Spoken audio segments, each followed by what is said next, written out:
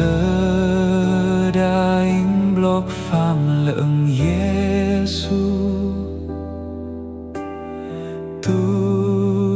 tớ pli tớ rong yoj in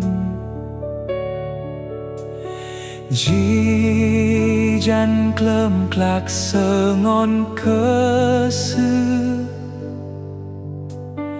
Tương là loj tớ pli yoj in Bene krayangin Bene krayangin Yur keing imaloik ser Di đang bene krayang berklay minh pham Yesu gây giờ go dâng in nơ năm kia cơ trong rát rót Yesu pu đi yang cơ nè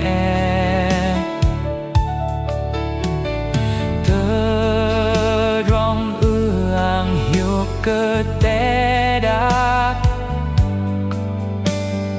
in lặng thỏi hăm lơ mơ ghi Bene krayangin Bene krayangin Yur keing imaloik ser Di đang bene krayang berklay minh pham Yesu gây giờ